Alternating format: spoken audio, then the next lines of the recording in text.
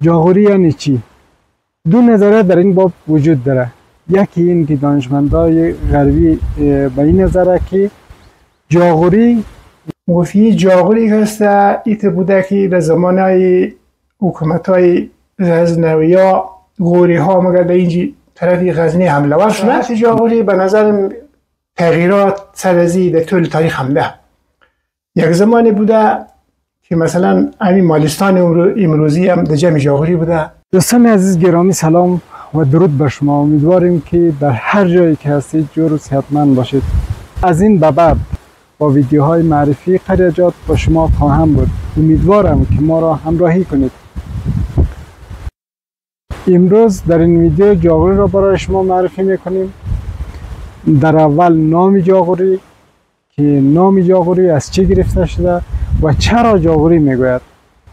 جاغوری یعنی چی؟ دو نظریه در این باب وجود داره.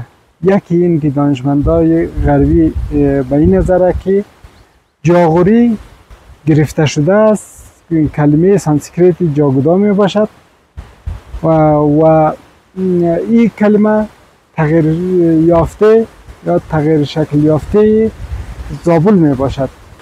اما نظریه دیگه وجود داره که مگه جاغوری مرکب از کلمه جام و غوری می باشد.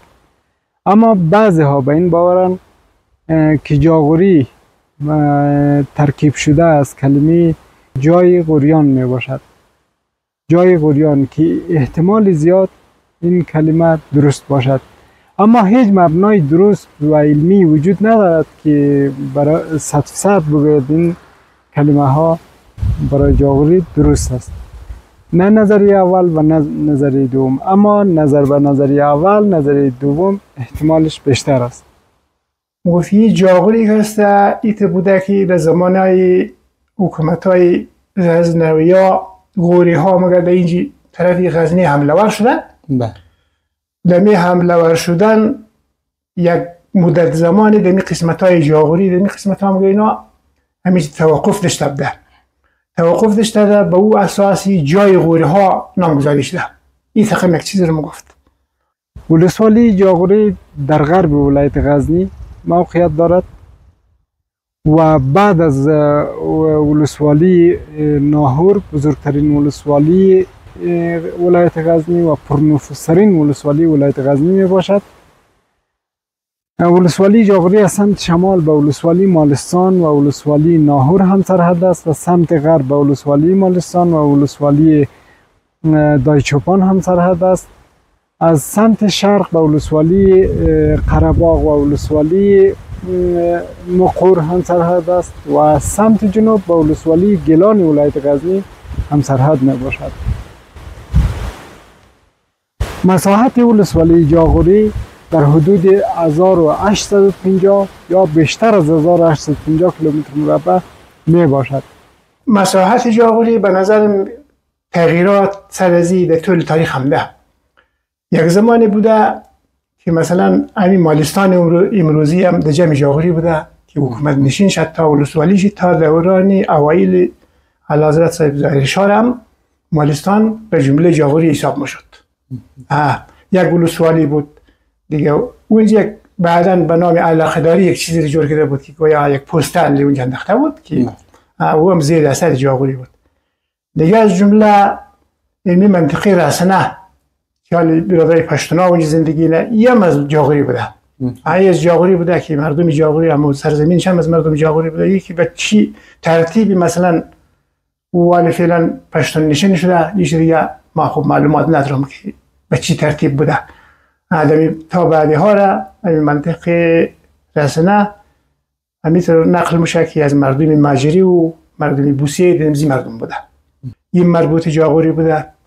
و از تغییرات های دیگه که یک زمان بسه که همین مالستان را از جاغوری جدا کرده حکومت ظاهرشاهی این بابا و ایچه و چلبختی پشی اینا هم در جمع مالستان گرفته شده بوده برای یک مدتی. بعدا بسه همو کلانای بابا و چلبختی پشی و همین مردم عرض داد منه به غزنی که مو نزدیکترین مرکزیت بلدی از مو جاغوری است، مورد جاغوری انتقال بدیا و باید مورد از اینجی تغییر بدیا و از مورد چلبختوی پشی و بابا این قسمت ها پس دوباره مربوط به جاغوری میشه. دیگه تقام یک تغییرات های در جاغوری در قسمت مساحتشی همده. ولسوالی جاغوری 2000 الی 3600 متر از سطح بحر ارتفاع دارد. یعنی ارتفاع ولسوالی جاغوری از سطح بحر 2000 الی 3600 متر می باشد. سنگ ماشه مرکز ولسوالی جاغوری می باشد. ولسوالی جاغوری دارای مناطق زیادی می باشد. حداقل بیش از 20 منطقه کلان در ولسوالی جاغوری وجود دارد. از مناطق ولسوالی جاغوری می توان به هدقل، انگوری، داوود، زیرک، مهاجرین، لومان، بوسعید، غجور، سپای گردن، ولیاتو، دهمرده، پاتو، سنگشانده، چهلباختوی اوقی، چهلباختوی پشی، سیازمین، بابا، هیچه، المیتو، سید احمد، علودال، تبرغنک و غیره نام بود. مردم ولسوالی جاغوری از 4 دسته تشکیل شده. یعنی 4 دسته که اولاده یک پدر باشه در ولسوالی جاغوری زندگی مونه.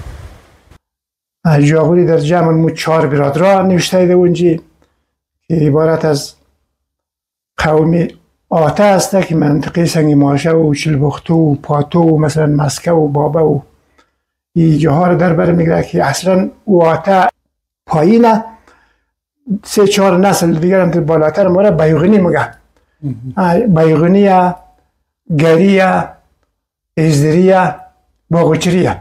این 4 میگه برادر بوده و این 4 برادر باز اولاد جاغوریه و جاغوری میگه که امرای ما دو شجره که نوشته خانخیل است که ما پیش از ما است مردم قرباغ برادر جاغوری اونجی حساب کده.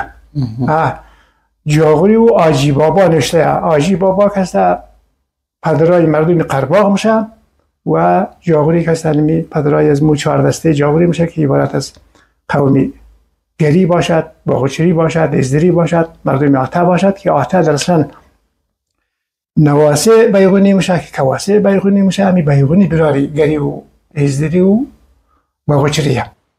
مردم ولسوالی جاغوری همه هزاره و در جای جایی مردم های سعید هم موجود است و زندگی میکنه. ولسوالی جاغوری که مرکز آن سنگ ماشه می باشد دارای 3 بازار بزرگ و چندین بازارهای خود کوچیک می باشد. از جمله بازارهای ولسوالی جاغوری سنگ ماشه که مرکز است، بازار کلان است، غجور بازار کلان داره، انگوری بازار کلان داره. این 3 بازار یعنی بازار سنگ ماشه، بازار انگوری، بازار غجور بازارهای کلان است و بجز از او بازارهای دیگه که نسبت به این 3 بازار کلان نیست هم وجود داره. مثلا بازار دهمرده، مثلا بازار بابا، مثلا بازار چلبختوی پشی، بازار ولیاتو، المیتو، تبرغنک و پاتو. اینا از بازارهای نسبتا خردتر در ولسوالی جاغوری می باشد که در قریه‌جات وجود داره. خوشبختانه هیچ قریه‌ای نیست که ما بگیم در اونجا بازار وجود نداره یا دکان نیست. فضل خدا در هر قریه بازار و دکان موجود است. دوستان نهایت عزیز و گرامی، از این به بعد ما با معرفی ویدیوهای تمام قریه‌جات جاغوری در خدمت شما خواهم بود. در این ویدیو فقط نام و یکی خود همی کلمه جاغوری از کجا پیدا شده، از چی گرفته شده، این رو برای شما گفتم و به اضافه زی موقعیت جغرافیایی جاغوری رو گفتم. منده ها هر قریه که ما معرفی مونم در اول در مورد نامش میپیچم که این نام از چی گرفته شده، چون در خیلی جاها خیلی از مردم در نامای یک قریه به مشکل مخوره زمانی که میگیم مثلا ده مرده خیلی کسا در مشکل مخرکی ده مرده ای ده مرده ای دا مرده ای چیه بالاخره بعض وقت آدم در جنجال مفته که چی بگه بلده از منطقه. به او خاطر ما کوشش منم که نامای دقیق ازی را برای شما پیدا کنم و بگویم و بجوز ازی در ویدیوی بعد شخصیت های جاغوری، فرهنگ مردم جاغوری، مکتب در جاغوری، بخش صحت در جاغوری چه قسمه و آثار تاریخی جاغوری، یعنی جاهای دیدنی، جاهای تفریحی و جاهای خوب جاغوری که از قبل هم وجود داشته و به عنوان یک آثار تاریخی محسوب میشه، اونا رو برای شما خواهم گفت. امیدواریم که چینل ما را بیننده باشید، چینل ما را سابسکرایب کنید، ما را همراهی کنید و نظریات خود را در کامنت و یا در شماره واتساپی که ذکر شده در اخیر نظریات خود را، نظریات، پیشنهادات و انتقادات خود را برای ما به اشتراک بگذارید. ویدیوهای ما را بیننده باشید و لایک و کامنت یادتان نرود. الله یار و نگهدارتان.